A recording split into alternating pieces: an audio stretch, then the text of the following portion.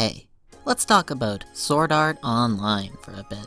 So first off, if you're expecting the ravings of a fanboy, then I'm sad to say you won't find it here.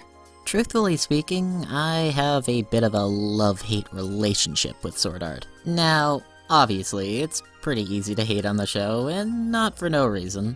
A lot of people have aired their thoughts on the worst parts of SAO and brought up a lot of good points. But I like to focus on the good in things and really shine a light on what I think is worthy of, if not applause, then at least a golf clap. So, in keeping with that magnanimous spirit, I want to share with you my pick for the best scene in Sword Art Online. Now, if you've seen the Mother's Basement video on how SAO became the worst anime ever, and clearly a lot of you have, then it might surprise you to know that the scene in question is from the same episode that introduces ye old innocent Dateru. But the scene I want to talk about takes place before that, and indeed even before the OP. We open on Kirito and Asuna requesting a temporary leave from their guild duties. Asuna explains it as her beginning to have doubts about the guild's activities. But we quickly see that there is more to it than just that. Cut to the 22nd floor. Beautiful scenery, a pristine lake, and a quaint little cabin in the woods. Following a tender moment in the previous episode, Kirito and Asuna have gotten married, and they are here to enjoy their honeymoon. Now, this already stands out as being very unique. In most anime, you just get jerked around, wondering will they or won't they for 26 episodes before you even get a single kiss. And that's if you're lucky. Kirito and Asuna, meanwhile, are openly romantic very early on in the series' lifetime, even to the point of getting married. I mean, hell, Asuna even seemed pretty DTF until it turned out that Kirito is beta as fuck. I'll even give them brownie points for having Asuna be older than him by a year, since usually the guy is the senpai.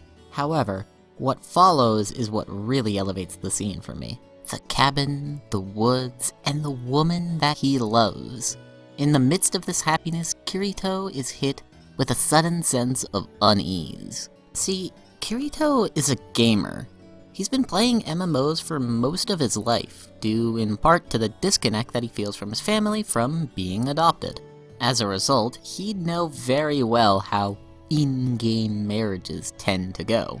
Maybe every once in a while it results in a real relationship, but usually one or both of the people involved is a scammer, or a troll, or someone trying really hard to escape from reality. And so, anxiety takes him. The lake, the cabin, the ring, they're all virtual, they're all fake. So is the relationship he has with Asuna fake as well? But Asuna does not have that context, and she is understandably upset that he would even ask.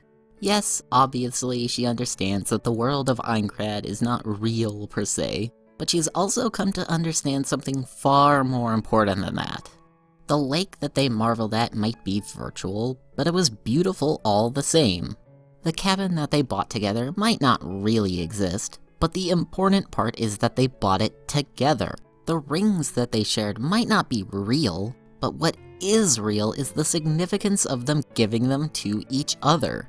For better or for worse, Asuna has spent a significant chunk of her life trapped in SAO, and those experiences, both good and bad, are an important part of who she is.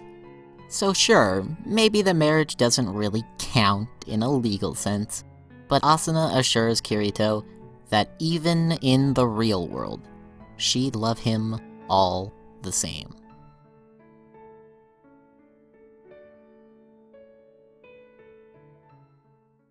Alright, I'll admit that maybe I'm reaching here a bit, but I feel like this is pretty consistent with Reki Kawahara's writing style. Amid the rough spots, I do see some genuinely good ideas, and I feel like he is trying to be a good writer, even if he does flub the execution sometimes. And while I'm making disclaimers here, I'll confess that I haven't actually watched Season 2, which maybe invalidates this whole thing, but hey, I've been meaning to make this video for like 4.5 years, so fuck it. But yeah, there's this real kind of insight into each of these characters' backgrounds. What they've been through, and how they think, both before they came to SAO and after. It helps to give the scene a kind of emotional depth that I wouldn't otherwise have, because for the briefest of moments, Kirito actually feels like a real person, with relatable fears. And Asuno's response both makes sense for her character arc, and is goddamn adorable. It's scenes like this that make me want to keep watching. I know Kawahara is capable of taking what his characters have done and been through, and using it to write some genuinely good scenes with actual depth, and it gives me hope for the rest of the series. But then I remember Alfheim and I'm like, maybe later. So, now that I've thrown myself under the bus, I'd like to invite all of you to do the same. What are your favorite scenes from SAO? Or any other series that you might have mixed feelings on? Go ahead and tell me about it in the comments section below. I promise I'll read every single one. It's not like I have a job that would keep me from doing so. And actually, on a related note, I'd really appreciate it if you could like the video and subscribe. No pressure if you don't want to, but it would really help me out. In any case, this is Golden Battler, professional fanboy for things that really don't deserve it, signing off. Have a good one.